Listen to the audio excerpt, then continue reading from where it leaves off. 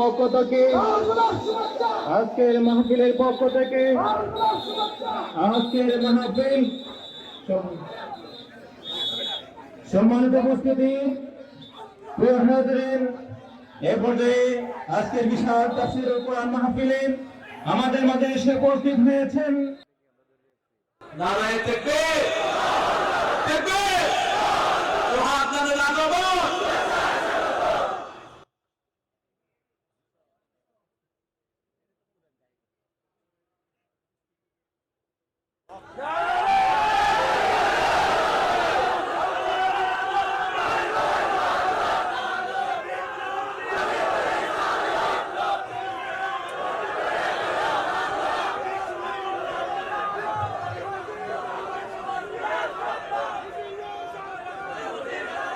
আল্লাহ আল্লাহ আমার প্রিয় তোহাকে কবুল করো। আরো চিৎকার করে বলি আমিন। সম্মানিত উপস্থিতি, কেমন আছেন আপনারা?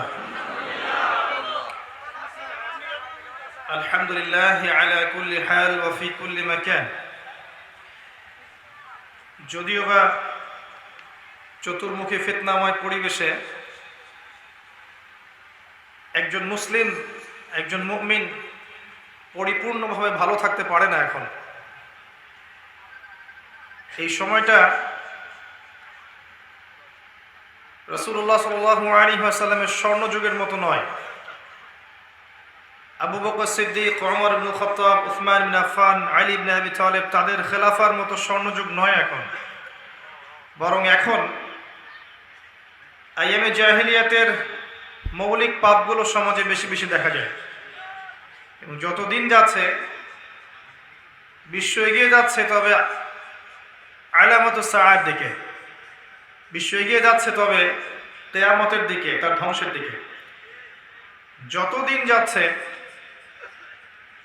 জাহিলিয়াত এবং ফিতন এগুলো বাড়ছে। এরকম পরিস্থিতিতে একজন মুসলিম, একজন মুমিন পরিপূর্ণরূপে ভালো থাকতে পারে না আসলে। তারপরে বলতে হয় আলহামদুলিল্লাহ, কারণ আল্লাহ পাক বলেছেন লা ইন শাকারতুম লা আযীদান্নাকুম, তোমরা যদি আমার কৃতজ্ঞতা প্রকাশ করো, শুকরিয়া আদায় করো, আমি তোমাদের প্রতি আমার নিয়ামতকে বাড়িয়ে দেব। ওয়া লা ইন কাফারতুম ইন্না আযাবি লাশাদীদ, যদি তোমরা অকৃতজ্ঞ হও, অস্বীকার করো, তাহলে জেনে রেখো যে আমার আযাব বড়ই কঠিন। নবী করিম সাল্লাল্লাহু আলাইহি ওয়াসাল্লাম যে আইয়ামে জাহিলিয়াতকে মাত্র 23 বছরের ব্যবধানে একটা আলোকিত সমাজে পরিণত করেছিলেন, সেই জাহিলি যুগের একটা মৌলিক পাপ ছিল শিরক। আল্লাহ পাকের তাওহীদের সাথে শিরকের সংমিশ্রণ। বর্তমান প্রেক্ষাপটের প্রত্যেকটা সেক্টরের দিকে তাকালে আমরা বুঝতে পারবো প্রতিটা ডিপার্টমেন্টের মধ্যে শিরক আছে।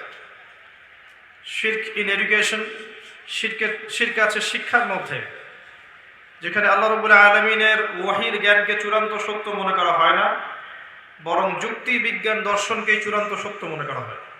এটা একটা শিক্ষা দর্শনের মধ্যে শিরক। শিরক আছে ইকোনমিক্সের মধ্যে। আল্লাহ পাকের হালাল অর্থনীতির জায়গায় আমরা সুদভিত্তিক হারাম অর্থনীতিকে জায়েজ করে নিয়েছি এবং দিব্যি অবলীলায় সেগুলো সেবন করছি। নামাজও পড়ছি 5 ওয়াক্ত, কপালে সেজদার দাগও আছে, অর্থনৈতিক জীবনে পাক্কা সুদখোর। এটাও এক প্রকার শিরক। জিওপলিটিক্যাল ক্ষেত্রে আমরা আল্লাহ পাকের হালালগুলোকে হারাম করেছি, আল্লাহ পাকের হারামগুলোকে হালাল করে নিয়েছি। সূরা তাওবার 31 নম্বর আয়াত অনুযায়ী এটাও একটা শিরক। শিরক আছে আমাদের ধর্মের মধ্যেও। মুসলিমরাই এখন কবর পূজা করছি, মাজার পূজা করছি, তাকদীরকে অস্বীকার করছি। এক শ্রেণীর মানুষ বের হয়েছে যারা বলছে মুহাম্মদ সাল্লাল্লাহু আলাইহি ওয়াসাল্লাম শেষ নবী নন, আরও আসে, নবী আসতে পারে। নাউযু বিল্লাহি মিন যালিক। কেউ বলছেন আমরা কোরআন মানি, হাদিস মানি না। কেউ বলছেন যে আমরা ভাগ্যকে স্বীকার করি না। কেউ বলছেন যে ইসলামের প্রত্যেকটা বিষয় তখনই মানা যাবে যখন সেটা যুক্তি, বিজ্ঞান বা দর্শন দিয়ে প্রমাণ করা হবে। মুসলিমরাই আল্লাহ ছাড়া অন্যের কাছে দোয়া করছে, মুসলিমরা আল্লাহ ছাড়া অন্য কার উদ্দেশ্যে নজর মানত করছে, আল্লাহ ছাড়া অন্য কাউকে সেজদা করছে, আল্লাহ ছাড়া অন্য কারো নামে কসম করছে, পশু কুরবানি করছে, মুসলিমরাই শিরকে লিপ্ত আছে এবং মুসলিমরাই নিজেদের মধ্যে আজ শতদা বিভক্ত দলাদলির মধ্য দিয়ে। ধর্মতাত্ত্বিক প্রেক্ষাপটে আপনি অনেক সমস্যা দেখতে পারবেন। শিরকের পাশাপাশি আছে বেদায়াতের সমস্যা। নবী সাল্লাল্লাহু আলাইহি ওয়াসাল্লামের সুন্নাহর নাম দিয়ে আমরা এমন অনেক আমল চালু করেছি যেগুলোর আসলে কোনো বেস নাই, কোনো ভিত্তি নাই। নেকির আশায় আমরা এই কাজগুলো করছি যেগুলো নবী সাল্লাল্লাহু আলাইহি ওয়াসাল্লামও করেননি, সাহাবায়ে কেরাম রাদিয়াল্লাহু আনহুম কেউই করেননি। ধর্মতাত্ত্বিক ক্ষেত্রে সমস্যা দেখবেন, শিক্ষা ক্ষেত্রে সমস্যা দেখবেন, ইকোনমিক্সের সমস্যা দেখবেন, জিওপলিটিক্যাল ক্ষেত্রেও সমস্যা দেখবেন। প্রত্যেকটা ডিপার্টমেন্টেই শিরক আছে এখন, যেটা আইয়ামে জাহিলিয়াতের one of the most important জাহিলিয়াত, এটা ছিল শিরক। জাহিলি যুগে একটা পাপ ছিল রিবা বা সুদ, যেটা এখন পুরো বিশ্বে একটা সুদ ভিত্তিক অর্থনৈতিক সিস্টেমের মধ্য দিয়ে সবাইকে সুদখোর বানানো হয়েছে। যদিও বা নবী সাল্লাল্লাহু আলাইহি ওয়াসাল্লাম বলেছিলেন যে ব্যক্তি সুদ খায়, যে দেয়, যে লিখে রাখে, যে সাক্ষী থাকে, সবাই সমান অপরাধী, সবাইকে আমি লানত করলাম, অভিশাপ দিলাম। তারপরেও দিব্যি অবলীলায় আমরা মুসলিমরাই সুদ খাচ্ছি। এবং কোন কোন ক্ষেত্রে যারা সুদের বিরুদ্ধে ইসলামিক অর্থনৈতিক কোনো সিস্টেম চালু করতে চায় তাদেরকেই সমাজে বেশি ব্যঙ্গর শিকার হতে হয়। আবার কোন কোন ক্ষেত্রে দেখা যায় ঘুরিয়ে ফিরিয়ে আমরা হারামকে হালাল করে নিচ্ছি।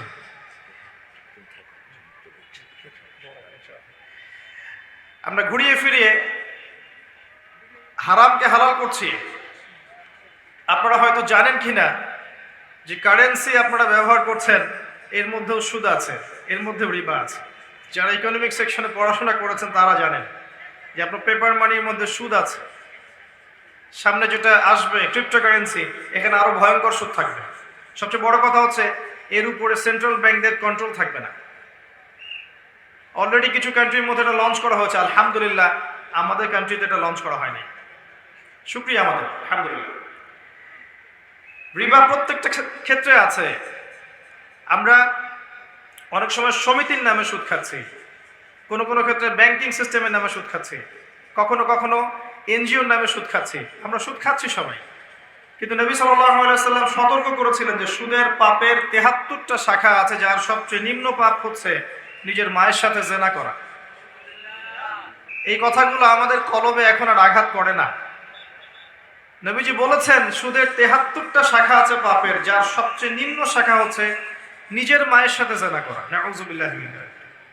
আর সর্বোচ্চ শাখা হচ্ছে ইয়া আইয়ুহাল্লাযীনা আমানু ইত্তাকুল্লাহ ওয়া যারু মা বাকিয়া মিনার রিবা ইন কুনতুম মুমিনিন। সর্বোচ্চ পাপ হচ্ছে আল্লাহ বলছেন, হে মুমিনগণ তোমরা সুদ ছেড়ে দাও, আল্লাহকে ভয় করো। ওয়া ইল্লাম তাফআলু, যদি তোমরা এটা না করো, ফাআযানু বিহারবিন মিনাল্লাহি ওয়া রাসূলিহি, তাহলে আল্লাহ এবং তার রাসূলের সাথে যুদ্ধের ঘোষণা শুনে নাও। এটা সর্বোচ্চ পাপ। সুদের মধ্য দিয়ে আমরা আল্লাহ এবং তার রাসূলের সাথে যুদ্ধ করছি। একদিকে আল্লাহ এবং তার রাসূল, একদিকে কাফের মুশরিক। আপনি কার পক্ষে যুদ্ধ করবেন বলেন? একদিকে আল্লাহ এবং তার রাসূল, একদিকে কাফের মুশরিক, আপনি কার পক্ষে যুদ্ধ করবেন? কিন্তু রিবার মধ্য দিয়ে আমরা আল্লাহ এবং তার রাসূলের বিরুদ্ধে যুদ্ধ করছি, কাফের মুশরিকদের পক্ষে যুদ্ধ করছি। কে বুঝাবে এই কথাগুলো এখন? যে সুদ প্রত্যেকটা সেক্টরে ছয়লাভ হয়ে গেছে। আল্লাহ পাক আমাদেরকে সুদ থেকে বেরিয়ে আসার তৌফিক দান করুন। আইয়ামে জাহিলিয়াতে আরেকটা পাপ ছিল মাদক। আজকে আপনি পুরো গ্লোবালি তাকান, যুব সমাজের অধঃপতনের সবচেয়ে মূল কারণ হচ্ছে মাদক।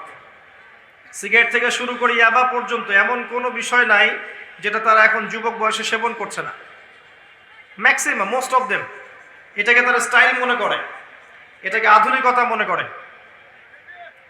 এবং এখান থেকে শুরু হয় আস্তে আস্তে খারাপ সঙ্গ দোষ, তারপরে নারীর সঙ্গ, তারপর জেনা, তারপর হারাম মিউজিক, তারপর অহেতুক কিছু খেলাধুলা, তারপর দেখবেন স্মাগলিং করা, ছিনতাই করা, রাহাজানি করা, ক্যাসিনোতে যাওয়া, জুয়া খেলা। এক পর্যায়ে দেখবেন পর্নোগ্রাফিতে আসক্ত হয়ে যাবে, এরপর বিবাহিত জীবনেও ব্যর্থ, পরবর্তীতে রাষ্ট্রের বোঝা হয়ে যাবে। এর বেশি কিছু না। একটা বড় বড় সংখ্যার যুব সমাজ আজকে এই পথে চলে গেছে। আল্লাহ পাক আমাদের যুবক ভাইদেরকে ফিরিয়ে নিয়ে আসুন। কিন্তু ওদেরকে ফেরানোর জন্য যে পথগুলো ছিল, কোরআন এবং সুন্নাহ, 5 ওয়াক্ত নামাজি বানানো, আল্লাহ রসুলের সুন্নাহ মতো তাদেরকে চালানো, আল্লাহ দিনের পথে ওদেরকে মেহনত করানো, এই কাজগুলো করতে গেলে আমরাই ওদেরকে বাধা দিচ্ছি। এখন আমরা মনে করছি ওরা সন্ত্রাসী হয়ে যাবে এগুলো করলে। আমরা মনে করছি ওরা যদি দাড়ি রাখে সন্ত্রাসী হয়ে যাবে, টাকনুর উপর কাপড় পরলে মৌলবাদী হয়ে যাবে, 5 ওয়াক্ত নামাজ পড়লে নষ্ট হয়ে যাবে। এমন অনেক পিতামাতাই মনে করছে। পিতামাতা ভয় পায় যখন সন্তান গান বাজনা করে, বাদ্যযন্ত্র নিয়ে পড়ে থাকে, গার্লফ্রেন্ডের সাথে অ্যাফেয়ার করে, তখন দেখবেন পিতামাতার খুব একটা টেনশন নাই। অনেক পিতামাতাকে দেখা যায় যখন সন্তান ফিরে এসেছে আল্লাহর পথে, নামাজ কালাম পড়ছে, মাশাআল্লাহ, কোরআন তেলাওয়াত করছে, ইসলামিক বইপত্র পড়ছে, হারাম সঙ্গ ত্যাগ করেছে, হারাম সার্কেল ত্যাগ করেছে, হারাম অ্যাফেয়ার্স ত্যাগ করেছে, মাদক ছেড়ে দিয়েছে, পিতামাতার টেনশন বৃদ্ধি হয়ে যায়। সবকিছু উল্টে যাচ্ছে। এটা সেই হাদিসের বাস্তবায়ন যেখানে নবী সাল্লাল্লাহু আলাইহি ওয়াসাল্লাম বলেছিলেন যে আখিরুজ জামান, কিয়ামতের আলামত দুটো, মেজর দুটোর মধ্যে একটা হচ্ছে আনতালিদাল আমাতু রাব্বাতুহা, দাসী তার মনিবকে জন্ম দিবে। দ্যাট মিন্স সমাজের সত্য মিথ্যা, ন্যায় অন্যায়, হক বাতিলের মানদণ্ড উল্টে যাবে। মানুষ সত্যবাদীকে মিথ্যাবাদী বলবে, মিথ্যাবাদীকে সত্যবাদী বলবে, সত্যকে মিথ্যা বলবে, মিথ্যাকে সত্য বলবে। মানুষ ন্যায় অন্যায়ের মানদণ্ড উল্টে দিবে। যেখানে খুশি হওয়ার কথা সেখানে রাগ হচ্ছে, যেখানে রাগ হওয়ার কথা ওটাতে খুশি হচ্ছে। মানদণ্ড উল্টে গেছে আর কি। আমানতদার ব্যক্তিকে বলা হবে খেয়ানতকারী, আর খেয়ানতকার ব্যক্তিকে বলা হবে পরম আমানতদার। মানুষ হারাম খাবে, হারামকে হালাল মনে করবে, হালালের পিছনে পরিশ্রম করাকে মানুষ মনে করবে আমি পিছিয়ে পড়ছি। পৃথিবীর প্যাটার্নটা উল্টে যাবে। এটাই হয়েছে এখন। মাদকের সয়লাভ আপনি সব জায়গায় দেখবেন। আইয়ামে জাহিলিয়াতেও ছিল। আইয়ামে জাহিলিয়াতে নারীর অবমাননা ছিল। এখনকার বিশ্বের দিকে তাকিয়ে দেখেন, প্রত্যেকটা সেক্টরে আপনি দেখবেন মেয়েদেরকে পণ্যের মতো ব্যবহার করা হচ্ছে। তাদের দেহটাকে পণ্যের মতো ব্যবহার করা হচ্ছে। প্রথমে শুরু হয়েছে ফ্রি মিক্সিং, নারী পুরুষের একে অপর অবাধ মেলামেশা, মাহরাম গায়রে মাহরামের 5 পয়সা পরোয়া না করা, সূরা নূরের আয়াত, সূরা আহজাবের আয়াত, এগুলোকে জাদুঘরে রেখে দেওয়া হয়েছে। এগুলো থেকে ভ্রুক্ষেপ করার সময় নাই মুসলিম নারীদের এখন। সূরা নূরের আয়াতগুলো, সূরা আহজাবের আয়াতগুলো, সূরা তাহরিমের আয়াতগুলো, সূরা নিসার আয়াতগুলো, এগুলোর দিকে ভ্রুক্ষেপ করার সময় নেই। দেখবেন ফ্রি মিক্সিং সব জায়গায় চলছে। এরপরে দেখবেন তাদের পোশাক, তারা ছেলেদের পোশাক পরে ঘুরছে, পোশাক পরেও নগ্ন থাকছে। দেখবেন ফাংশনাল রোল চেঞ্জ হয়ে গেছে, পুরুষদের জায়গায় মেয়েরা, মেয়েদের জায়গায় পুরুষেরা। এর উপরে দেখবেন উপর থেকে পর্নোগ্রাফি প্রত্যেকের ঘরে ঘরে, এবং অশ্লীল সংস্কৃতি, যার মধ্য দিয়ে মানুষ ভিতর থেকে পশু হয়ে গেছে। প্রত্যেকটা সেক্টর, স্কুল থেকে শুরু করে কলেজ, ইউনিভার্সিটি, আপনার ব্যবসা প্রতিষ্ঠান, আপনার চাকরি ক্ষেত্র, ইভেন পলিটিক্যাল মিছিল, সবখানে দেখবেন মেয়ে ছেলে ফ্রি মিক্সিং। এর ফলশ্রুতিতে দেখবেন যে হালাল সম্পর্কগুলোর জায়গায় জেনা, ধর্ষণ, ব্যভিচার, পরকীয়া বেড়েছে। সমাজের কাঠামোটা নষ্ট হয়ে গেছে। এটা আইয়ামে জাহিলিয়াতকেও হার মানিয়েছে। এবং আমরা এখনো কন্যা সন্তানকে হয়তো জীবন্ত দাফন করি না, কিন্তু গর্ভে যদি কন্যা সন্তান আসে অ্যাবর্শন করে ফেলতে চাই। এটা কিন্তু আমাদের মধ্যে আছে। আবার অনেক সময় দেখা যায় কন্যা সন্তান হলে মুখটা কালো হয়ে যায়, ফোন করে বলা হয় এবার দুঃসংবাদ, ইনশাল্লাহ পরের বার সুসংবাদ হবে, সবর করো। আইয়ামে জাহিলিয়াতে গোত্রীয় হানাহানি ছিল। এখন আপনি গোত্রীয় হানাহানিটাকে দেখবেন ধর্মীয় হানাহানি, এক দল আরেক দলের বিরুদ্ধে, এক আলেম আরেক আলেমের বিরুদ্ধে, এক বক্তা আরেক বক্তার বিরুদ্ধে, এক সংগঠন আরেক সংগঠনের বিরুদ্ধে। এটা ধর্মীয় হানাহানি। এক তরিকা আরেক তরিকার বিরুদ্ধে। পলিটিক্যালিও দেখবেন আমরা হানাহানিতে আছি। নিজের মায়ের পেটের ভাই দুজন দুটো দল করে হানাহানি, কাটাকাটি, মারামারি, হিংসা, বিদ্বেষ, অথচ নিজের মায়ের পেটের ভাই। জিওপলিটিক্যাল ক্ষেত্রে দেখবেন এক দেশের সাথে আরেক দেশের মারামারি, ইকোনমিক স্যাংশন, সামরিক আগ্রাসন। এখন সামনে হতে পারে নিউক্লিয়ার যুদ্ধ, যেটা দ্বার প্রান্তে এই মানব জাতি দাঁড়িয়ে আছে। আমরা তো অনেক বড় বড় স্বপ্নের কথা বলি, মানব জাতি দাঁড়িয়ে আছে একটা নিউক্লিয়ার যুদ্ধের সামনে। যে কোনো সময় বিশ্বে ম্যাসাকার নিউক্লিয়ার যুদ্ধ হতে পারে, যে কোনো সময়। তার 1914 থেকে চেষ্টা করে আসছে, 1914 থেকে চেষ্টা করছে, 1914, 1947, 1962, তারপর আরব ইসরায়েল যুদ্ধগুলোর সময়। এখন আবার নতুন করে সিরিয়াতে তারা চেষ্টা করেছিল, পারে নাই। এখন আবার নতুন ইস্যু তৈরি করে রাশিয়া ইউক্রেন দিয়ে আবার শুরু করছে, নিউক্লিয়ার যুদ্ধের দিকে মানুষকে নিয়ে যাচ্ছে। উস্কে দিচ্ছে বিশ্বের একটা অংশের মানুষ। তারা চাচ্ছে দে আর লাস্টিং ফরওয়ার্ড, তারা যুদ্ধের জন্য উৎসুক হয়ে আছে। যুদ্ধ বাঁধলেই নতুন একটা রুলিং স্টেট বিশ্বের বুকে মাথা তুলে দাঁড়াবে। যেমন করে ব্রিটেন চলে গেছে, সেভাবে আস্তে আস্তে ইউএসএও চলে যাবে। নতুন একটা স্টেট বিশ্বের বুকে আসবে যে সারা বিশ্বকে শাসন করবে। এবং সেটা আমাদের মত, আমার মত, সেটা হবে দ্য স্টেট অফ ইসরায়েল। আমার মধ্যে কোনো সন্দেহ নাই। আপনার সন্দেহ থাকলে আপনি অপেক্ষা করতে থাকেন। আমার মধ্যে কোনো সন্দেহ নাই যে সে বিশ্বকে রুল করবে একটা নির্দিষ্ট সময় পর্যন্ত। এরপরে তার পতন হবে, তার আগে নয়। এবং তার পতনটা ঈসা ইবনে মারিয়ামের হাতে। কারণ আমরা তো হালুয়া রুটি আর সেমাই খাবো, আমাদের হাতে ওর পতনের সুযোগই নেই, সম্ভাবনাই নাই। বিগত 70 বছরে ও মুসলিমদের কলেজের উপর বসেই বিশ্বের প্রত্যেকটা বড় বড় সেক্টর নিয়ন্ত্রণ করে ফেলেছে, যখন আমরা আপোষে কাদা ছোড়াছুড়িতে লিপ্ত ছিলাম। দুঃখের কথা হাসি মুখে বলছি আর 4টা ব্যাটল কিচ্ছু করতে পারেনি মুসলিম ওদেরকে। শেষ জামানায় মাসিহুদ দাজ্জাল সবচেয়ে বড় ফিতনা।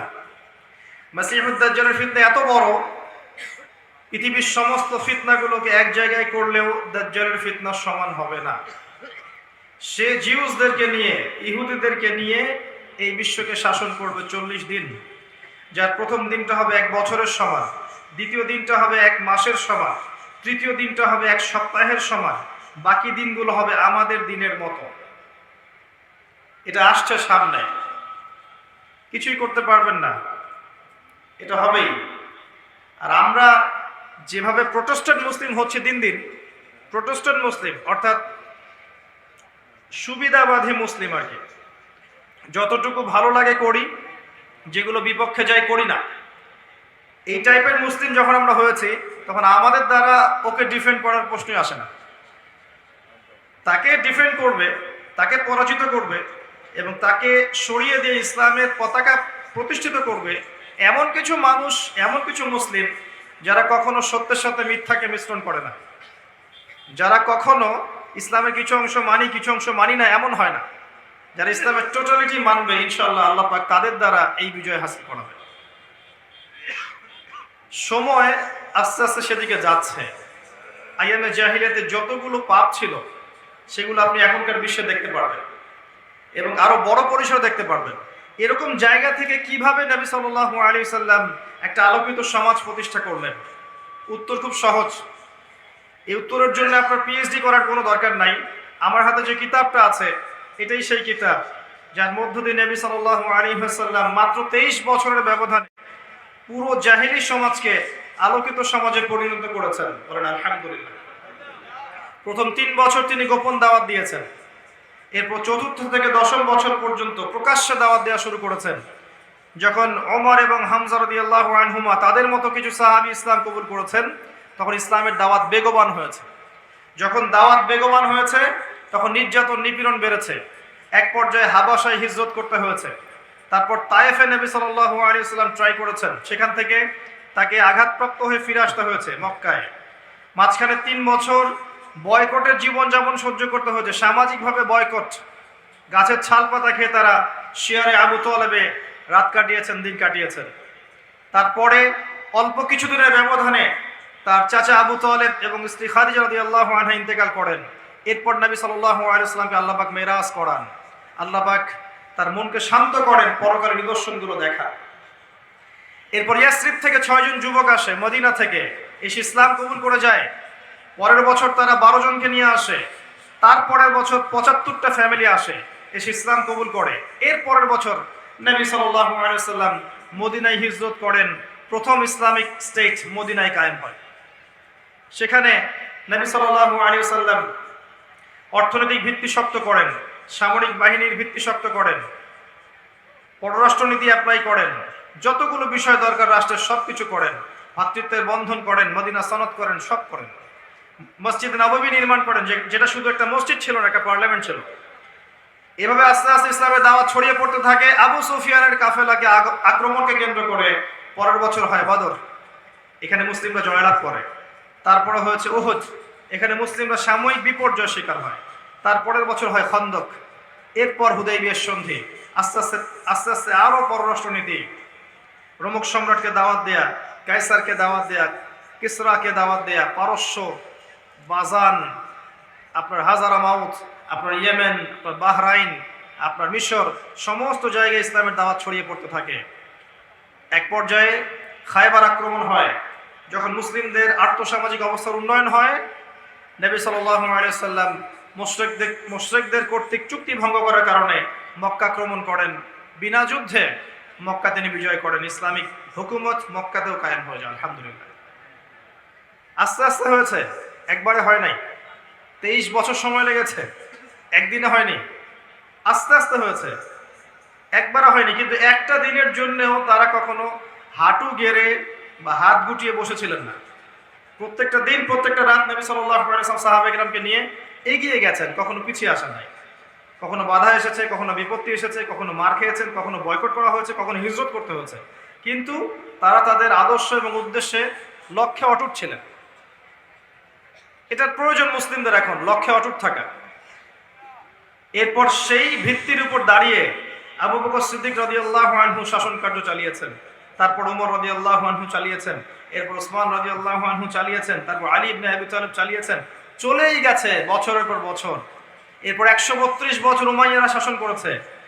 তারপরের প্রায় 532 বা 50 বছরের মতো আব্বাসীয়রা শাসন করেছে। তারপর অটোম্যানরা এসেছে, ফাতেমিরা এসেছিল, কর্ডোভায় শাসন এসেছিল, মিশরের মামলুকরা এসেছিল, আফগানরা, মোগলরা এসেছে, সবাই শাসন করেছে।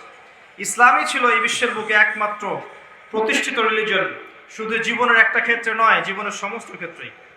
কিন্তু বিগত 100, 200, 300 বছর থেকে আমরা অধঃপতনের সময় দেখতে পাচ্ছি। কি কারণ? যে কিতাবটা হাতে নিয়ে নবী সাল্লাল্লাহু আলাইহি ওয়াসাল্লাম সমাজ সংস্কার করেছিলেন, এখান থেকে মুসলিমরা সরে এসেছে। মুসলিমদের এই কিতাবের উপরে মূলত 6টা হক ছিল। এই 6টা হকের বেশিরভাগই আমরা আদায় করতে পারি নাই। 1 নাম্বার ছিল এই কিতাব সবাই পড়তে জানবো, কিন্তু আমরা এই কিতাব সবাই পড়তে জানি না, দুর্ভাগ্যজনক। দ্বিতীয় বিষয় ছিল এই কিতাবের অর্থটা আমাদের জানা উচিত ছিল, দুর্ভাগ্যজনক বেশিরভাগ মুসলিম এই কিতাবের অর্থ জানি না। তৃতীয়টা হচ্ছে এই কিতাবের আদেশ এবং নিষেধগুলো আমাদের মানা উচিত ছিল, নিষেধগুলো বর্জন করা উচিত ছিল। ম্যাক্সিমাম মুসলিম আমরা আল কোরআনের আদেশ নিষেধ মানি না। জি, এই কিতাবের দাওয়াত মানুষের ঘরে ঘরে পৌঁছানোর কথা ছিল, কিন্তু এই ক্ষেত্রে আমরা অনেকেই এই কাজটা করতে পারি নাই। বরং দেখবেন মুসলিমদের ঘরে অন্য কিতাবের দাওয়াত চলে এসেছে এখন, এবং দিন দিন বহু মুসলিম থেকে অন্য ধর্ম গ্রহণ করছে এদেশের মাটিতেও। আপনি আমি ঘুমিয়ে আছি, কিন্তু কাফের মুশরিকরা ঘুমিয়ে নাই। তারা বহু মানুষকে অমুসলিম বানিয়েছে এই এদেশের মাটিতে, দিন দিন হচ্ছে। আর তারা আমাদের মতো নয় যে একজনকে অমুসলিম বানালে সেলফি তুলে ফেসবুকে দিবে, আজকে অমুককে খ্রিস্টান বানালাম দেখুন। তারা এত বোকা নয়, তারা আমাদের মতো বুদ্ধিবৃত্তিক ভাবে পরাজিত নয়। আমরা বুদ্ধিবৃত্তিক ভাবে পরাজিত। আমরা এক ওয়াক্ত নামাজ পড়লে সারা দুনিয়ার মানুষকে জানাতে চাই যে আজকে আমি নামাজ পড়েছি। হ্যাঁ, আইওয়াশ আর শোডাউন নিয়ে আমরা এত বেশি ব্যস্ত হয়ে থাকি যে বেসিক কাজ থেকে সরে এসেছি। কিন্তু দেখবেন ইসরায়েল কখনো বলবে না তার কাছে কতগুলো পারমাণবিক অস্ত্র আছে, কখনো বলবে না। কেউ জানে না, কেউ জানে না। ইভেন রাশিয়াও জানে না তার কাছে কতগুলো পারমাণবিক অস্ত্র আছে। কিন্তু যদি আমাদের কাছে একটা থাকতো, আমরা সারা দুনিয়ার মানুষকে বলতাম আমার কাছে একটা আছে। এই বুদ্ধিবৃত্তিক পরাজয়ের কারণে আমরা পলিটিক্যাল ব্যাটেলে হেরে গেছি। ইসরায়েল কি করবে? সে দেখবে কার কাছে কতগুলো আছে, ইরানের কাছে কতগুলো আছে, ও দেখবে, ওইটা নিয়ে প্রশ্ন তুলবে। ওর দিকে যদি কেউ প্রশ্ন তুলে সে বলবে আমি আত্মরক্ষার স্বার্থে এটা করেছি। সুবহানাল্লাহ। মানে টপিক এটা নয় আজকের আলোচনার, না হলে আমি এটা নিয়ে অনেকগুলো কথা বলতে পারতাম। মূল বিষয়টা হচ্ছে যে আমরা যখন আমাদের আপোষের ইখতিলাফগুলো নিয়ে ব্যস্ত আছি, আপোষের দুর্বলতাগুলো নিয়ে ব্যস্ত আছি, তখন ইসলামের শত্রুরা অনেক দূর পর্যন্ত এগিয়ে গেছে। তারা এখন বিশ্বের পলিটিক্যাল সেকশন থেকে শুরু করে মিডিয়া বলেন, প্রযুক্তি বলেন, অর্থনীতি বলেন, এডুকেশন সেক্টর বলেন, প্রত্যেকটা সেক্টর উপর থেকে রুল করছে। এখানে আপনি আমি একটা স্লোগান দিয়ে কি করতে পারি? তেমন কিছু না। আর আমরা তো আমাদের ব্যক্তিগত জীবনের ইবাদতগুলো থেকেও সরে আসছি। একটু খেয়াল করে দেখেন না, বাংলাদেশের কত পার্সেন্ট মুসলিম 5 ওয়াক্ত নামাজ পড়ে? একটু জরিপ করে দেখেন বাংলাদেশের কতজন মুসলিম আল কোরআনুল কারীম বিশুদ্ধ করে তেলাওয়াত করতে পারে?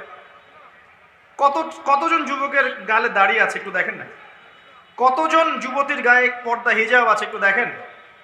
একটু দেখেন না? কতজন মুসলিম হালাল খায় একটু দেখেন না? কয়টা পরিবারে আপনি ইসলামিক পরিবার পাবেন একটু দেখেন? আর আমরা যে বড় বড় কথাগুলো বলছি, নিঃসন্দেহে এগুলো বড় কথা হলেও আল্লাহরই কথা, এটা মানুষই করবে, মুসলিমরাই করবে। আল্লাহর জমিন, আল্লাহর দিন প্রতিষ্ঠার কথাই বলেন, আল্লাহ পাকের কালিমা বুলন্দ করার কথাই বলেন, এগুলো মুসলিমরাই করবে। কিন্তু কোন মুসলিমরা করবে এগুলো? যারা সালাত পড়ে না, যারা যাকাত দেয় না, যারা পর্দা করছে না, যারা হারামখোর, এরাই কাজ করবে? এই যুব সমাজ করবে? যে যুব সমাজ একটা টিকটক প্রতিবন্ধী প্রজন্ম, এরা করবে? এটা আপনি আমাকে বিশ্বাস করতে বলছেন? সুবহানাল্লাহ, এটা আমি বিশ্বাস করি না। এরা কি মুহাম্মদ বিন কাসিম?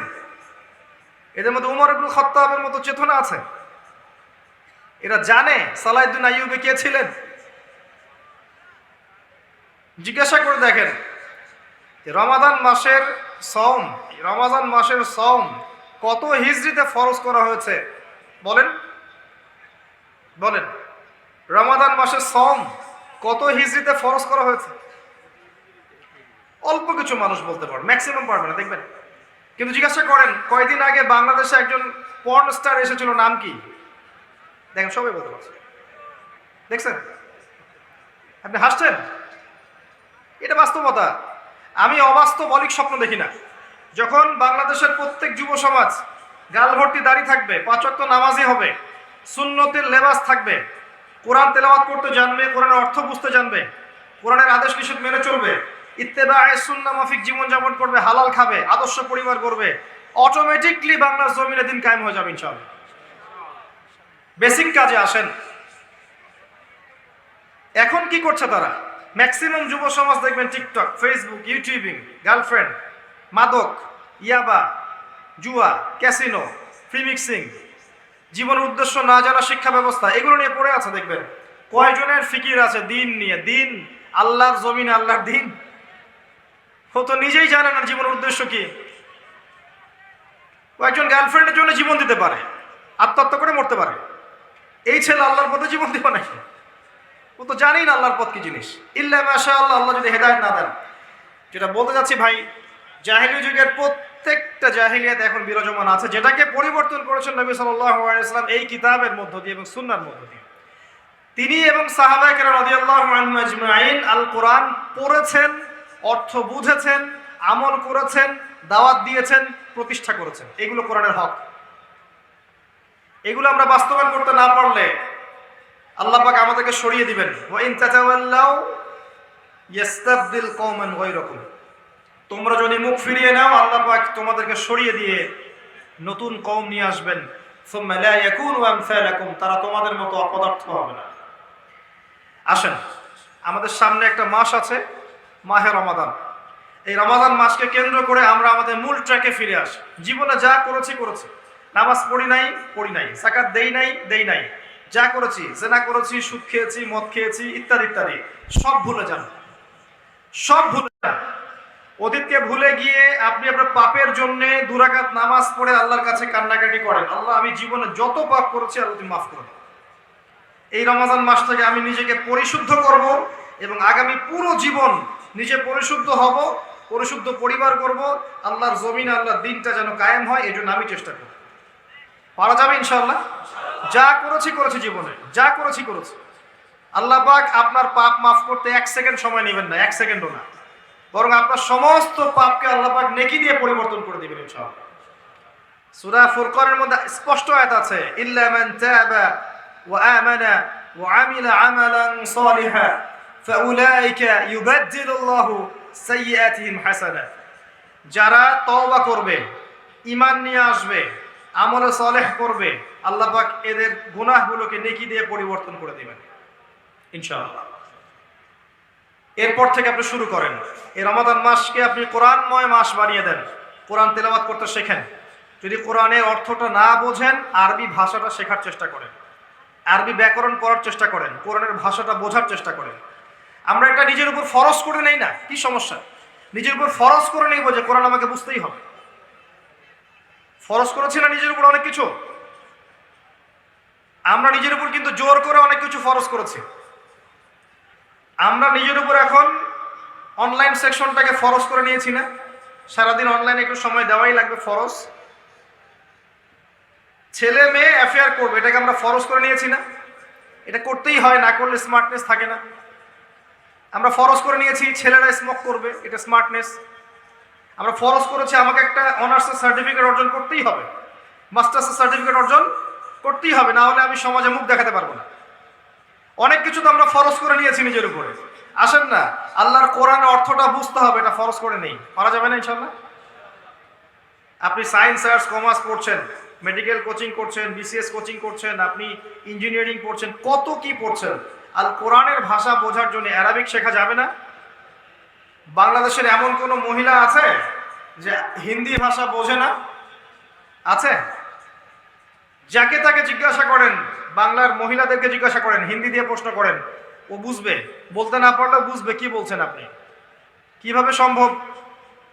কোন স্কুলে পড়ানো হয়, কলেজে পড়ানো হয়, মাদ্রাসায় পড়ানো হয়, লিখানো হয়? কিভাবে শিখলো বলেন? সংস্কৃতি। আপনি অ্যারাবিক চর্চা করেন, 2 বছর সময় লাগবে না, আপনিও কোরআন বুঝে ফেলবেন ইনশাআল্লাহ। আমি বুঝে ফেলবেন না বলতে এটা বুঝাচ্ছি না যে আপনি মুফতি হয়ে যাবেন, আপনি বড় মুহাদ্দিস হয়ে যাবেন, আপনি বড় মুফাসসির হয়ে যাবেন, এটা বুঝাচ্ছি না। আমি বুঝাচ্ছি যে ইমাম তেলাওয়াত করবেন, আপনি বুঝতে পারবেন এর অর্থটা কি। ইমাম তেলাওয়াত করবেন, আপনি বুঝতে পারবেন অর্থটা কি। আল্লাহ পাক তৌফিক ইনায়াত করুন, মন থেকে দোয়া করি, আমিন। রমজান মাসে কোরআনকে সময় দেন, কোরআন তেলাওয়াত করেন, অর্থ বোঝার চেষ্টা করেন, কোর্সগুলো করেন, অনলাইনে করেন, অফলাইনে করেন, মাদ্রাসায় গিয়ে করেন, ওস্তাদদের কাছে গিয়ে করেন। এবং যারা আমরা কোরআন তেলাওয়াত করতে জানি না, রমজানে শিখবো ইনশাআল্লাহ। যারা জানি তারা এই মাসে এক পারা করে পার ডে পড়বো, 1 পারা করে পার ডে, একদিনে মিনিমাম 1 পারা, 30 দিন 30 পারা, পারা যাবে ইনশাআল্লাহ। এবং এটাকে চর্চা ধরে রাখবেন, সারা বছর প্রত্যেক মাসে একটা করে খতম দিবেন, মাসে একটা করে খতম দিবেন। চাঁদ উঠবে, চাঁদের প্রথম দিন 1 পারা, চাঁদের দ্বিতীয় দিন 2 পারা, চাঁদের তৃতীয় দিন 3 পারা, এভাবে আপনি পুরো কোরআন খতম করবেন, পারবেন? চাঁদের সাথে কোরআনের সম্পর্ক আছে, কোথায় আছে এটা আপনি খুঁজে বের করবেন, আমি বলে দিব না। এই চাঁদের সাথে কোরআনের সম্পর্ক আছে, কোথায় আছে খুঁজে বের করে। যারা কোরআন তেলাওয়াত করতে জানি না, তেলাওয়াত শিখবো। যারা জানি তারা 1 পারা করে তেলাওয়াত করবো, সারা বছর ধরে রাখবো ইনশাআল্লাহ। যারা এর চেয়ে ভালো পারি, হাফেজ, রমজান মাসে কোরআনের হিফজ চর্চা করব, পুরো কোরআনটা হিফজ চর্চা করবো ইনশাআল্লাহ, পারা যাবে ইনশাআল্লাহ। যারা এর চেয়ে বেশি পারি তারা ইনশাআল্লাহ তাআলা কোরআনের গবেষণায় লিপ্ত হব, অর্থগুলো বোঝার চেষ্টা করব। কোন সূরা আল্লাহ পাক কি বলতে চাচ্ছেন, কোন সূরার মূলনীতি কি। আপনার বাসায় তাফসীর ইবনে কাসির থাকলে এটা পড়বেন, মারিফুল কোরআন থাকলে এটা পড়বেন, জালালাইন থাকলে এটা পড়বেন, যেটা আছে আপনার কাছে এটাই পড়বেন। প্রতিদিন একটা নির্দিষ্ট সময়কে বেছে নেবেন, এই 1 ঘন্টা আমি স্মার্টফোন থেকে টোটালি দূরে থাকবো, ফোন বন্ধ, ল্যাপটপ বন্ধ, সব বন্ধ। আমি টোটালি একদম কোরআন নিয়ে, ইসলামিক বই নিয়ে পড়ার টেবিলে। এটার জন্য আপনার বেস্ট সময়টা আপনি বেছে নেন। যদি ফজরের পর পড়েন বেটার, যদি না পড়েন জোহরের পর, না পড়েন আসরের পর ইত্যাদি। আপনি নামাজের পর একটা সময় বেছে নেন, যে সময়টা পড়ার টেবিলে থাকবেন, মিনিমাম 1 থেকে 2 ঘন্টা, নড়বেন না এখান থেকে, ফোন টোন সব বন্ধ, কারোর সাথে কোনো কন্ট্যাক্ট নেই। পড়বেন একদম কাট পেস্ট, যেটাকে আমরা বলি ক্রস চেক, একদম ক্রস চেক করে বসবেন। খাতা থাকবে, ডায়েরি থাকবে, আপনার সামনে কোরআন থাকবে, তাফসীর থাকবে, একাধিক তাফসীর থাকবে, একটা করে আয়াত পড়বেন, ওই আয়াতের কয়েকটা তাফসীর অনুবাদ দেখবেন, প্রাসঙ্গিক ব্যাখ্যা দেখবেন, মূল পয়েন্টগুলো নোট আউট করবেন। পারবেন না? এভাবে পড়াশোনা না করলে কিন্তু মন থেকে শান্তি আসে না। এভাবে একটা দিন পড়ে দেখেন, মন থেকে শান্তি আসবে। ইত্তাকুল্লাহ হাক্কা তুকাতি, ভয় করার মতো ভয় করো। এটার মানে কি, আল্লাহ পাক কি বোঝাতে যাচ্ছেন? যেন তেন ভয় না, ভয় করার মতো ভয় করো, এটা একটা পয়েন্ট বের করলেন। ওয়ালা তামুতুন্না ইল্লা ওয়া আনতুম মুসলিমুন, পরিপূর্ণ মুসলিম না হয়ে মৃত্যুবরণ করো না, একটা পয়েন্ট লিখলেন। একটা আয়াত থেকে আপনি 4টা 5টা 10টা পয়েন্ট বের করতে পারলেন। এবার এই একটা শিক্ষাটা আপনি আপনার স্ত্রীকে শোনান, আপনার মাকে শেখান, আপনার বাবাকে শেখান। আপনি মসজিদে যান, ওই একটা মসজিদের সবার সামনে তেলাওয়াত করে আপনি আপনার দাওয়াতি কাজ করেন, পারা যাবে? কোরআনময় সমাজ এমনি এমনি হয় না, একটা কোরআনের ব্যাপক রেভলিউশন দরকার। কোরআনই সেই অস্ত্র যেটা দিয়ে আপনি ইসলামিক সমাজ বাস্তবায়ন করতে পারবেন, আর কিছু নাই। আমাদের কাছে কি মিসাইলস আছে নাকি? পারমাণবিক অস্ত্র আছে? কি আছে? কিছুই তো নাই। শুধু অন্তরে থাকতে হবে ঈমান, ইসলাম, হাতে কোরআন এবং নিজের উপর সুন্নাহ, তাকওয়া, এতটুকুই। তাওয়াক্কুল, প্রচেষ্টা, মুজাহাদা, ইস্তেকামা, এগুলোর মধ্য দিয়ে ইনশাআল্লাহ তাআলা ইসলামের বিজয় আসে। কোরআনে সময় দেন, রমজান মাসে কোরআনময় হয়ে যান। যারা আরো বড় স্কলার, তারা কোরআনের আরো বেশি গবেষণা করে এই রমাদান মাসে 30 দিন 30টা টপিকে উম্মাকে কিছু কিছু কথা বলবেন, শেখাবেন, চর্চা করবেন এবং এগুলোকে মানুষের দুয়ারে দুয়ারে পৌঁছে দিবেন। শুধু মুসলিমদের দুয়ারে নয়, অমুসলিমদের দুয়ারে দুয়ারেও পৌঁছে দিতে হবে। যদি আমরা না দেই, অমুসলিমরা আমাদের দুয়ারে ওদের কিতাব পৌঁছে দিবে, দেখবেন দিচ্ছে এখন। কিন্তু আপনারা তো খবর রাখেন কিনা জানি না, তো বাংলাদেশে প্রচুর মানুষ এখন দিন দিন খ্রিস্টান হচ্ছে, ডে বাই ডে। এটা তাদের ক্রেডিট বলবেন নাকি আমাদের ব্যর্থতা বলবেন? আমি বলবো আমাদের ব্যর্থতা। তাদের ক্রেডিট কি? পেট্রো ডলার, টাকা দেয়া, সেবার নামে করা, চাকরি দেয়া, বাড়ি করে দেয়া, জব দেয়া, এগুলো দিয়ে মানুষকে টানা। আমি দুর্বল না হলে আমাকে টানবে কিভাবে? আমার মধ্যে ঈমান থাকলে, ইসলাম থাকলে, 5 ওয়াক্ত নামাজি আমি যদি হই, কোরআনময় জীবন করি, আমাকে কিভাবে টানতে পারে? তাহলে ব্যর্থতা কোন জায়গায়? ওদের সাফল্যে না আমাদের ব্যর্থতায়? আমরা দাওয়াতি কাজ কিন্তু সব দিকে ফোকাস করছি না। দেখেন, আজকে মাহফিলে এসেছি আমরা আলহামদুলিল্লাহ, আর আমি একটা মাহফিলে গেলে আমি আশা করি না পরের বার আমি এখানে আসতে পারবো। এই জন্য আমি কিছু কথা খোলাখুলি বলে যাই। দেখেন, একটা মাহফিল সবকিছু নয়। যখন কনস্ট্রাকটিভলি কাজ হবে, একদম গোড়া থেকে আস্তে আস্তে আস্তে আস্তে কিন্তু পরিবর্তন আসবে। একটা মাহফিল আমরা উজ্জীবিত হতে পারি, সবাইকে দিক নির্দেশনা দিতে পারি, মুসলিমদেরকে ঈমান একটা চর্চা, একটা মুজাহাদ, একটা চর্চা, মুরাকাবা, আত্মসমালোচনা হবে। কিন্তু এরপর কি? আজকেই শেষ? সব বন্ধ করে বাসে গিয়ে ঘুমাবো? আজকের পর থেকেই, কালকে সকাল থেকে আপনাকে কোরআন নিয়ে চলতে হবে যে ভাই কিছু কথা বলে গেছে, রমজান মাস আসার আগে আমি কোরআনটা বড় শিখে ফেলাই, রমজান মাসে কোরআনটা শেষ করি, এটা তিলাওয়াত শুরু থেকে শেষ পর্যন্ত খতম দেই, দেওয়ার পর অর্থগুলো একটু পড়ি। হাদিসের কিতাব কিছু বলে গেছে ভাই, নাম বলেছে রিয়াদুস সালেহিন, মিশকাতুল মাসাবি, বুলুগুল মারাম মিন আদিলাতিল আহকাম, আপনার ফয়জুল কালাম, আপনার এই হাদিসে আরবাঈন, তারপরে আপনার আবু দাউদ, নাসাই, তিরমিজি, ইবনে মাজাহ, শেষে বুখারী, মুসলিম। এই যে কিতাবগুলোর নাম ভাই বলে গেছে, কিতাবগুলো একটু কিনি, একটু বড় বড় লাইব্রেরিতে যাই, বইগুলো একটু কিনি, বাসায় একটা লাইব্রেরি করি, প্রতিদিন 1 ঘন্টা 2 ঘন্টা একটু চর্চা করি। মাদ্রাসায় পড়িনি, তাতে কি হয়েছে? চর্চা করি, যেগুলো বুঝবো না আলেমদের কাছে জিজ্ঞাসা করবো, সমস্যা কি? কে বলেছে আপনি দিনের জন্য কিছু করতে পারবেন না? এটা কি সেই ধর্ম যে ব্রাহ্মণরা ছাড়া অন্য কেউ বেদ পড়তে পারবে না? ব্যাপারটা কি এমন? এটা সেই রিলিজিয়ন যেটা চর্চা সবাই করতে পারবে, কিন্তু সবাই মুফাসসির হতে পারবে না, সবাই মুহাদ্দিস হবে না, সবাই ফকিহ হবে না, কিন্তু আমভাবে সবাই তো একটা মৌলিক জ্ঞান অর্জন করতে পারবে। সমস্যা কোথায়? এই মৌলিক জ্ঞানটুকুই মানুষের মাঝে প্রচার করবে। রমাদানকে কাজে লাগান প্রিয় ভাই। এই রমাজান আপনার জীবনের শেষ রমাজানও হতে পারে। ওয়ার্ল্ড যেখানে দাঁড়িয়ে আছে, কে জানে আগামী রমাদানে আমাদের মধ্যে কোনো মানুষ বেঁচে থাকবে কিনা? কেউ গ্যারান্টি দিতে পারবে? পারবে না। অতএব এই রমাজানকে কোরআনময় করেন। এই কারণে এতগুলো কথা বলছি, কারণ রমজান মাসটা মর্যাদা মণ্ডিত হয়েছে একটা কারণে, অনলি একটা কারণে। কারণটা কি? শাহরু রমাদানাল্লাযী উনজিলা ফীহিল কোরআন। এটা সেই মাস যেই মাসে আল্লাহ পাক কোরআন নাযিল করেছেন। ইন্না আনজালনাহু ফী লাইলাতিল কদর। আমি কোরআনকে লাইলাতুল কদরে নাযিল করেছি। এবং এই কোরআনকে হাতে নিয়েই 23 বছরের ব্যবধানে জাহিলিয়াতের সমস্ত শেকড় উপরে ফেলে একটা আলোকিত সমাজ প্রতিষ্ঠা হয়েছে। সেই আল্লাহ কি মরে গেছেন? সেই রাসূলের আদর্শ কি মরে গেছে? সেই কোরআন কি এখন পৃথিবী থেকে উঠিয়ে নেওয়া হয়েছে? সেই আল্লাহ এখনো আছেন, সেই নবীর সুন্নাহ এখনো আছে, সেই কিতাব এখনো আছে। সেই ঈমান, সেই তাকওয়া থাকলে ইনশাআল্লাহ দেখবেন সেই কিতাবকে হাতে নিয়েই আবারও সমাজ সংস্কার করা যাবে ইনশাআল্লাহ। আর ইসলাম কি কারো শত্রু? ইসলাম কি মানবতার শত্রু? ইসলামের কোনো একটা বিধান কি মানবতা বিরোধী? কেউ যদি ইসলামের বেসিক বিষয়গুলো মেনে নেয়, সে কি ইহকাল পরকালে ব্যর্থ হয়ে যাবে না সফল হবে? ইসলাম কি কারো গর্দানে তরবারি ধরে প্রচার করা হয়েছে? জোর করে প্রচার করা হয়েছে? কেউ যদি ইসলামের বিষয়গুলো ফলো না করে, আমরা কি ওকে বোম মারবো? ওকে বোম মেরে উড়িয়ে দিব? আমরা কি গর্দানে তরবারি লাগবো? ইসলাম কিছুই করে না। ইসলাম শুধু তার সৌন্দর্য দিয়ে মানুষের মন জয় করে। ফাযাক্কির ইন্নামা আনতা মুযাক্কির লাস্তা আলাইহিম বিমুসাইতির। আল্লাহ পাক যার তাকদীরে হেদায়েত রেখেছেন, ইনশাআল্লাহ সে হেদায়েত পেয়ে যাবে।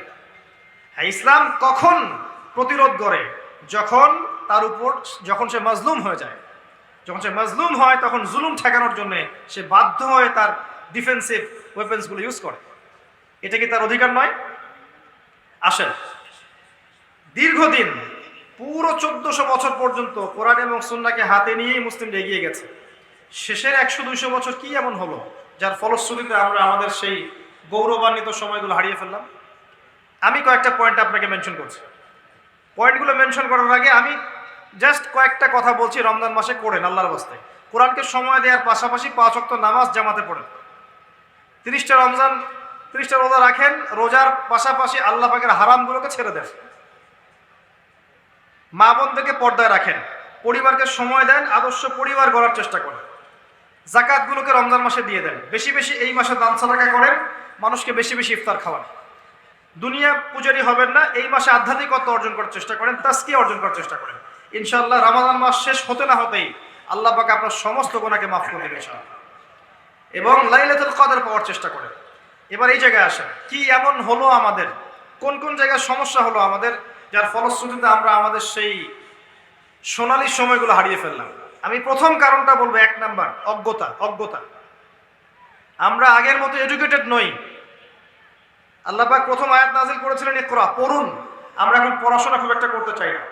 বাস্তবতা এমনই, যদি অনেক অস্বীকার করতে পারে, কিন্তু বাস্তবতা এটাই, কনস্ট্রাকটিভ সিলেবাসে কেউ পড়াশোনা করতে চায় না। আপনি একটা ওয়াজ করেন, দেখেন 2.5 ঘন্টা ওয়াজ করেন, দেখবেন অনেক মানুষ বসে বসে ওয়াজ শুনছে। আপনি এই সারা রাত ওদেরকে একটা বই পড়তে দেন, আর রাহিকুল মাহতুম একটা বই দেন রাসূল সাল্লাল্লাহু আলাইহি ওয়াসাল্লামের জীবনের উপর, দিয়ে বলেন ফজরের নামাজের পরে পরীক্ষা নিব, সারা রাত পড়ো, ফজর নামাজের পর পরীক্ষা নিব, দেখি কে কত পায়। দেখবেন আপনার পার্টিসিপেন্টের সঙ্গে 100 জন নাই, পড়তে চায় না। ওই ইউটিউবে গিয়ে দেখবেন একটা বিচ্ছিন্ন লেকচার শুনেছে।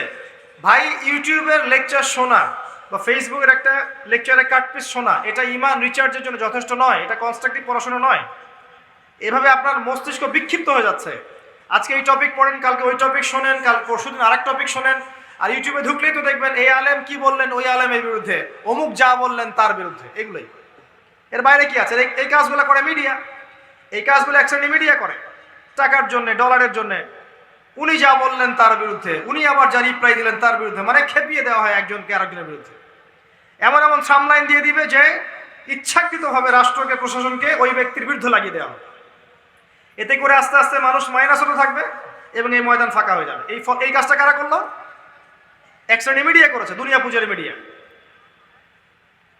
যদি এদেরকে কন্ট্রোল করা না যায়, আগামী দিনে দেখবেন এই আলেম ওলামাদের সংখ্যা, এই চেয়ারে বসা মানুষের সংখ্যা আরো কমে যাবে। দেখে নিয়ে আমার কথাটা, এখনো সময় আছে দূরদর্শীদের সাথে কন্ট্রোল করতে শিখেন, নাহলে আগামীতে দেখবেন যে এরা নিজেরাই অমুসলিমদের অঘোষিত ওয়েপেন্স হিসেবে কাজ করছে। ওরা জানেই না যে ওরা কি করছে, ইসলামের ক্ষতি করছে। বাদ দেন, যেটা বলছিলাম, এগুলো ইসলাম শেখার মাধ্যম নয়, কনস্ট্রাকটিভ। একটা লেকচার শুনলেন, সেই লেকচারটা যদি কনস্ট্রাকটিভ হয়, বিষয়ভিত্তিক হয়, গঠনমূলক হয়, আপনি কিছু শিখতে পারবেন।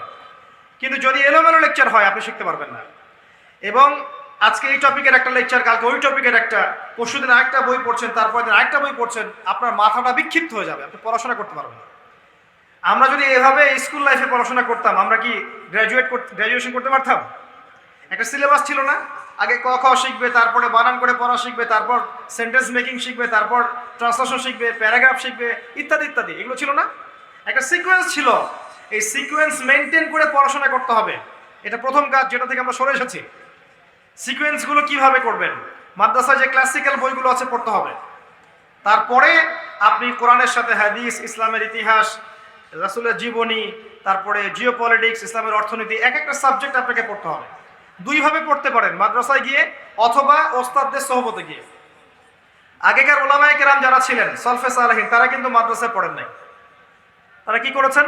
একজন আলেমের কাছে কোরআন শিখেছেন, একজনের কাছে গিয়ে নাহু সরফ শিখেছেন, একজনের কাছে গিয়ে আরবি ভাষা সাহিত্য শিখেছেন, আরেকজনের কাছে গিয়ে হাদিস শিখেছেন, আরেকজনের কাছে উসুলে হাদিস শিখেছেন। এইভাবে আস্তে আস্তে আস্তে আস্তে তারা ফকি হয়েছেন, মুহাদ্দিস, মুফাসসির হয়েছেন। এটা একটা ভালো ট্র্যাক। এখন এটা আমি বলবো পজিটিভ, এটাই করা উচিত। যারা জেনারেল লাইনে পড়ছেন তাদের জন্য এটাই ভালো অপশন। আর যারা মাদ্রাসায় পড়ছেন তারা তো সৌভাগ্যবান, আলহামদুলিল্লাহ। কিন্তু মাদ্রাসাতেও কিছু ল্যাকিংস আছে। যেমন এখানে আমরা পুরো হিস্ট্রি পাচ্ছি না, পুরো ফিলোসফি, পুরো ইসলামিক ইকোনমিক্স, পুরো জিওপলিটিক্স, পুরো সিরাত ইত্যাদি সবকিছু পুরোপুরি পাচ্ছি না। অনেকেই বের হচ্ছেন এখান থেকে যারা গ্লোবাল বিষয়গুলো সম্পর্কে ওয়াকিফাল নন, অনেকে বের হচ্ছে। কারণ কি? কোরআন সুন্নাহ হাতে থাকার পরেও যদি আমি সারা ওয়ার্ল্ডকে ডিল করতে না পারি, তাহলে আমার ব্যর্থতা না? এটা বললে কি মাইন্ড করবেন? এটা আমার ব্যর্থতা? কোরআন সুন্নাহকে হাতে রেখে যদি আমি ইসলামকে দিয়ে থেকে চ্যালেঞ্জ করতে না পারি, এটা আমার ব্যর্থতা। আল্লাহ পাক বোঝার তৌফিক দান করুন। প্রথম প্রবলেম আমি ফাইন্ড আউট করি হচ্ছে পড়াশোনার ল্যাকিংস। দ্বিতীয় প্রবলেম আমি দেখি আমরা পড়ছি অনেকেই, জানছি অনেকেই, জানা অনুযায়ী আমল করছি না, এটা একটা ল্যাকিংস। থার্ড আমি একটা ল্যাকিংস দেখি, সেটা হলো আমরা হালাল খাচ্ছি না, হারাম খাচ্ছি। ম্যাক্সিমাম সুদ খাচ্ছি, ঘুষ খাচ্ছি, দুর্নীতি করছি, এবং দেখবেন মানুষের সম্পদ আত্মসাৎ করে খাচ্ছি। হারাম ঢুকলেই ইবাদত নষ্ট হয়ে যাবে, নূর আধ্যাত্মিকত্ব নষ্ট হয়ে যাবে। ইসলামী খেলাফা জিহাদ ওগুলো পরের কথা, নিজের ভিতরে আধ্যাত্মিকত্বই থাকবে না, নিজেই কবরের আযাব থেকে বাঁচতে পারবো না। এটা আমি প্রবলেম দেখি আমাদের মা বোনদের ক্ষেত্রে। এরা ফ্যামিলিস্ট রেভলিউশনের ধোকায় পড়ে নিজের ইজ্জত হারাচ্ছে, ফ্রি মিক্সিং এ ইজ্জত হারাচ্ছে, ব্যাপক জেনা হচ্ছে, পরকীয়া হচ্ছে, আপনি দেখবেন ধর্ষণ হচ্ছে। এরা সঠিকভাবে পর্দা করছে না। আমরা ওদেরকে নারী পুরুষের অবাধ মেলামেশা দিয়ে দিয়েছি, এতে করে ওরা তাদের সম্মান হারাচ্ছে। এটা একটা বড় সমস্যা আমাদের। আমি প্রবলেম দেখি যে আমরা আদর্শ পরিবারগুলো করতে পারছি না। ম্যাক্সিমাম পরিবার দেখবেন তাওহীদ জানে না, সুন্নত জানে না, ইসলামের সংস্কৃতি নাই। বাবা দুনিয়াদার, মাও মাশাল্লাহ দুনিয়াদার, এদিকে ছেলেও মাশাল্লাহ টিকটক প্রজন্ম, এরকম পরিবার চলছে। এগুলো মেজর প্রবলেম। এগুলোকে কভার আপ না করে ইউ ক্যানট ইমাজিন ইসলামিক খেলাফা or Islamic revolution. Never ever, this is not possible. এটা সম্ভব না। এগুলো বেসিক, যেগুলো সাহাবা একরাম করেছিলেন, রাসূল সাল্লাল্লাহু আলাইহি ওয়াসাল্লাম করেছিলেন, দীর্ঘদিন যুগ ধরে আমাদের মুসলিম বাপদাদারা করে এসেছে। এখান থেকে আমরা সরে আসলে স্লোগান দিয়ে আগে শোডাউন দিয়ে কিচ্ছু হবে না ভাই। আলাইকুম আনফুসাকুম, নিজের নফসের খবর নাও, নিজের নফসের খবর নাও, নিজের নফসকে ঠিক করো, তারপরে অন্যের দিকে আঙ্গুল তুলতে আসো। আমি এগুলো প্রবলেম ফাইন্ড আউট করি, এগুলো আমাদের এখনকার সমস্যা। অন দ্য আদার হ্যান্ড, আপনি অন্যদিকে গিয়ে দেখবেন ইসলামের এগেনস্টে যারা আছে ওরা পলিটিক্যালি ডেভেলপড, ওদের মধ্যে মিডিয়া আছে, ওদের প্রযুক্তি আছে, ওদের ইকোনমিক সেকশন আছে, ওদের মধ্যে ঐক্য আছে। আর ঐক্যের শব্দটা তো বলেই নেই। এটা এমন একটা শব্দ যেটা চুপচুপ করে বলতে হয়, শয়তান যেন শুনে না ফেলে। কারণ আমরা আমাদের মধ্যে 95টা বিষয় যদি একমত থাকে, 5টা-4টা বিষয় যদি দ্বিমত থাকে, আমরা বিভক্ত হতে রাজি আছি, তাই না ভাই? এটা মুসলিমদের চরিত্র। এখন আর অমুসলিমদের মাঝে গিয়ে দেখেন, তাদের মধ্যে 99টা বিষয় যদি দ্বিমত থাকে, একটাতে একমত ইসলামের শত্রুদের, যে তারা ইসলামকে আক্রমণ করবে বা ইসলামকে ডমিনেট করতে চায়, এখানে তারা একমত, তারা ঐক্যবদ্ধ। আর আমাদের মধ্যে দেখবেন 95টা বিষয় আমরা একমত, কয়েকটা বিষয়ে যেটাতে আমরা হয়তো দ্বিমত। একজনের মাসলাক একরকম, আরেকজনের মানহাজ একরকম, আরেকজনের মাযহাব একরকম, আরেকজনের তরিকা একরকম, আরেকজনের ফিকহি বুঝ একরকম। যথেষ্ট বিভক্ত হওয়ার জন্য। শততা বিভক্ত। বাংলাদেশে 73 দল নয়, 73,000 দল আছে। প্রত্যেকেই বলে যে আমি হকের উপর আছি, সবাই আমার দলে আসে। ঐক্যের কথা তো বলাই যায় না, মানে ঐক্যের কথা মুখে বলে, মনে কিন্তু ঐক্য নাই। ঐক্যটা কিন্তু মনের ব্যাপার। ওয়াতাসিমু বিহাবলিল্লাহি জামিআন ওয়া লা তাফাররাকু, এটা কোরআনে আছে। মনে করিয়ে দিতে হয় যেটা কোরআনে আছে। আল্লাহ বলেছেন যে তোমরা আল্লাহর রজ্জুকে একসাথে ধরো, জামিআন ওয়া লা তাফাররাকু, দলে দলে বিভক্ত হয়েও না। আল্লাহ বলেছেন একসাথে থাকো, একসাথে থাকি নাই। আল্লাহ বলেছেন দলে দলে বিভক্ত হয়েও না, হয়েছে। এখন এই আয়াতটা যে আমি মানিনি, আমি স্কলার হয়ে মানি নাই, আমি আলেম হয়ে মানি নাই, আমি ধর্ম নেতা হয়ে মানি নাই, কোরআনের অবমাননা কে বেশি করলো, আমি না আপনি? বলেন। এই আয়াতের উপর যে আমরা আমল করছি না, এটা অবমাননা কে বেশি করছে? আমি না একজন নাস্তিক, আমি না একজন মুরতাদ, আমি না একজন কুফার? কে অবমাননা করছে বেশি? ঐক্য নাই, টোটালি ঐক্যহীন। কে এগুলো নিয়ে কথা বলবে? আর এটা এমন একটা শক্তি যেটা থাকলে একটা কমিউনিটির মধ্যে বহিঃশত্রুরা তাকে ডমিনেট করতে পারে না। এই বাংলাদেশি হিসাবে আমরা যদি ঐক্যবদ্ধ জাতি না থাকি, অন্য জাতিরা আমাদের উপর হামলা করতে পারবে না, সম্ভব না। আমাদের ঐক্যবদ্ধ থাকার দরকার আছে না? অ্যাজ এ নেশন আমরা সবাই একটা বডি না? এখানে আপনি দেখবেন জনগণ আছে, যুব সমাজ আছে, নারীরা আছে, শিশুরা আছে, প্রশাসন আছে, গভর্নমেন্ট আছে, সবাই মিলে আমরা একটা বডি না? কেউ যদি মনে করে আমি অমুকের শত্রু, এ অমুকের শত্রু, এর মধ্যে ঐক্য থাকবে? তখন খুব সহজেই এখানে অন্যরা সুযোগ নিতে পারবে। যদি আমরা সবাইকে একটা বডি মনে করি, আমরা সবাই একটা বডি, আমরা একটা নেশন, তখন দেখবেন এত সহজ না বাংলাদেশে থেকে দমানো। সহজ না। এই সহজ কথাটা আমরা ধর্ম নেতাদেরকে বোঝাতে পারছি না। ধর্মের ক্ষেত্রে আমরা কেন আলাদা হয়ে গেলাম? আমরা সবাই হানাফি মাযহাব ফলো করি, তারপরেও অনেকগুলো দল। আমরা অনেকে দেখবে সালাফিজম ফলো করি, সালাফিজমের মধ্যেও অনেক দল আছে। কথা বলে হয়তো মাইন্ড করতে পারে, আমি যেন মাইন্ড করবে ভয়ে কথা বলি না, মানুষ খুব অল্পতেই মাইন্ড করে। তো বাস্তবতা এটাই যে আমরা যদিও বলছি আমরা ঐক্যবদ্ধ, আমরা আসলে ঐক্যবদ্ধ নই, শততা বিভক্ত আমরা। যারা আমরা বলছি আমরা চূড়ান্ত সহির উপর আছি, ওখানেও দেখবেন আপনি সহি বিভক্তি আছে। কি করবেন আপনি? একটা সলিউশন আমার কাছে মনে হয় যে আমরা যদি মন থেকে সবাইকে মুসলিম ভাই মনে করতে পারি, আমার মনে হয় এনাফ। যে হ্যাঁ, উনি একটা মাযহাব ফলো করে, উনি একটা সালাফিজম ফলো করে, উনি একটা তরিকা ফলো করে, কিন্তু সে কোরআন মানে, হাদিস মানে, নবী সুন্নাহ মানে, আল্লাহ রাসূলকে মানে, সে মুসলিম, আমি তাকে মুসলিম মনে করি, সে আমার ভাই। কোনো সমস্যা আছে? তার সাথে আমার সব বিষয়ে একমত না, আমার হতেও হবে না। সব বিষয়ে একমত কখনো হতেও হবে না। সিম্পল। আমি ঘড়িটা বাম হাতে পড়েছি, আপনি চাইলে ডান হাতে পড়তে পারেন। সিম্পল। অনেকে বলবে ডান হাতে ঘড়ি পরা বেটার, আমি মনে করছি যে আমার এখানে সুবিধা হচ্ছে। একই কথা, আপনি একটা টুপি ইউজ করছেন, টুপি নিয়েও কামড়াকামড়ি, সুবহানাল্লাহ। কি বাকি রাখলাম আমরা? একজন ছিঁড়ে ফেলছে, আরেকজন পড়ছে, একজন হাদিয়ে দিচ্ছে, সুবহানাল্লাহ। কত কাজ আমাদের। যখন আমরা এগুলো করতে থাকি তখন দেখবেন ওরা আরো 10টা মিসাইল বানিয়ে ফেলে, তাক করে রাখিয়ে দেয় মুসলিমদের উপরে। কবে যে বুদ্ধিবৃত্তিক ভাবে আমরা উন্নত হবো আল্লাহ ভালো জানে। সবে বড় দেশ আছে, অনলাইনে ঢুকলেই খালি ক্যাচাল, এটা সাবিত করবে, এটা সাবিত করবে, ওটা সাবিত করবে, সুবহানাল্লাহ। কেউ আবার এগুলোকে নিয়ে ডিবেট কম্পিটিশন করে মানুষকে মজা দিচ্ছে, আসো এখানে ব্যস্ত থাকো। এদিকে দেখবেন ওরা ওদের কাজে এগিয়ে যাচ্ছে। ওই যে মঙ্গলদের সময় যখন আক্রমণ করেছিল তাতাররা বাগদাদে ইসলামী খেলাফতকে আক্রমণ করেছিল, 40 দিনের মধ্যে 10 থেকে 20 লক্ষ মানুষকে হত্যা করেছে। ওই সময় কিছু মানুষ বসে বসে তর্ক করেছিল কাকড়ার গোশত খাওয়া হালাল না হারাম। ইতিহাস পড়ে দেখেন, ওই সময় যখন ওরা আক্রমণ করছে তখন মুসলিমদের মধ্যে এক শ্রেণীর মানুষ বসে তর্ক করছে কাকড়া, চিংড়ি এগুলো খাওয়া হালাল না হারাম। এখন আমরা কি করছি এগুলো ছাড়া? এগুলাই সামনে আসবে। এই যে রমাদান, দেখবেন আরেকটা ইস্যু, তারাবির সালাত 8 রাকাত না 20 রাকাত, এটা চলবে রমজান মাসে, এটাই ক্যাচাল ক্যাচাল ক্যাচাল চলবে। আবার একটা আসবে ঈদের দিন, ঈদের তাকবীর 6 না 12 না কি একটা সমস্যা আছে না, 6 তাকবীর না 12 তাকবীর চলবে। এমন করে হাত বাঁধা থেকে এখন পর্যন্ত ডিসাইড করতে পারলাম না হাতটা বাঁধবো কোথায়। 1400 বছরে এখন পর্যন্ত সিদ্ধান্ত নিতে পারলাম না যে হাতটা আসলে বাঁধবো কোথায়। আর কেউ যদি নাভির নিচে বাঁধে, অনেক সময় দেখা যায় ওর সামন দিয়ে মানুষ হেঁটে চলে যাচ্ছে, ওর তো নামাজই হয় না, এরকম ভাব। কি বলবেন, এরকম দৃশ্য আমিও দেখেছি। এক ভাই নাভির নিচে হাত বেঁধেছে, আরেক ভাই অন্য পার্টির আর কি, তো সে তার সামন থেকে হেঁটে চলে গেল। নামাজের সামন দিয়ে হেঁটে চলে গেলেন, বলছে তো নামাজই হয় না, হাদিস হাতি বাধা শেখেন, নামাজই হয় না। সুবহানাল্লাহ। আজ পর্যন্ত আমরা ডিসাইড করতে পারলাম না এগুলো। তো এই হচ্ছে অবস্থা ভাই। আমি আপনাকে বাস্তবতা দেখাচ্ছি আর কি, আমি একটু প্র্যাকটিক্যাল মানুষ, বাস্তবতার বিষয়গুলো আমি একটু ফোকাস করার চেষ্টা করি।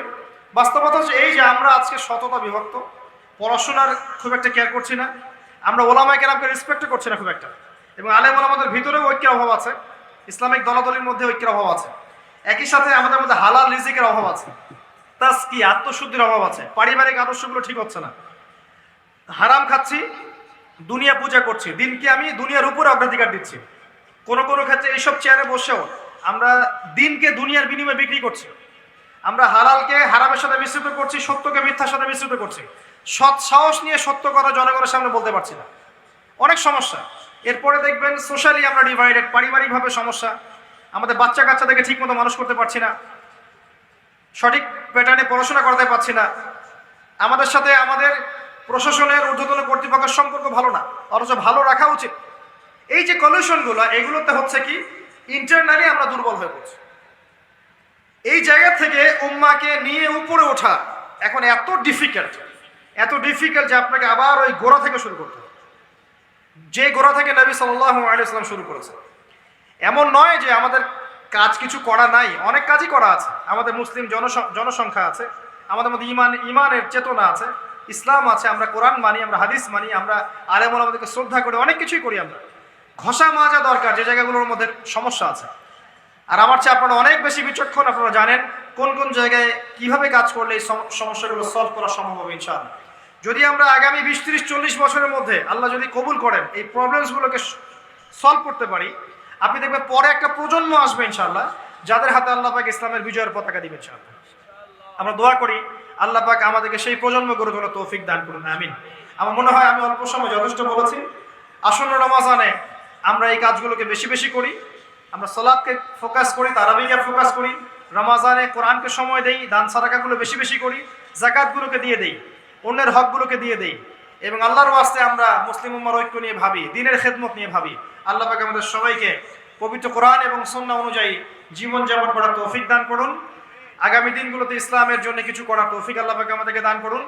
আল্লাহ পাক আমাদের সরকার, প্রশাসন, জনগণ সবাইকে হেদায়েত দান করুন। আল্লাহ পাক আমাদের মধ্যে হৃদ্যতা, ভালোবাসা এবং ঐক্য দান করুন। আল্লাহ পাক আমাদেরকে একটা শক্তিশালী জাতিতে পরিণত করুন। যুব সমাজকে আল্লাহ পাক হেদায়েত দান করুন। আল্লাহ পাক মা বোনদেরকে পর্দায় রাখুন। আসন্ন রমাজানকে আমাদেরকে চূড়ান্তভাবে কাজে লাগানোর তৌফিক দান করুন। বেশি বেশি দান সাদাকার তৌফিক দান করুন, বেশি বেশি সালাত সিয়ামের তৌফিক দান করুন। আমাদের জানা অজানা, প্রকাশ্য অপ্রকাশ্য সমস্ত গুনাহ আল্লাহ মাফ করে দিন, এবং আমাদের মধ্যে যারা অসুস্থ আছে সবাইকে আল্লাহ পাক শিফা দান করুন। যারা মারা গেছেন আল্লাহ পাক সবাইকে মাফ করে দিন, আমিন। আমি এই বলে আমার সংক্ষিপ্ত আলোচনা এখানে শেষ করছি। আকুলু কাওলি হাযা আস্তাগফিরুল্লাহ লি ওয়া লাকুম ওয়া লিসাইরিল মুসলিমিন। সুবহানাকা আল্লাহুম্মা ওয়া বিহামদিকা আশহাদু আল লা ইলাহা ইল্লা আনতা আস্তাগফিরুকা ওয়া আতুবু ইলাইক। আসসালামু আলাইকুম ওয়া রাহমাতুল্লাহি ওয়া বারাকাতুহু।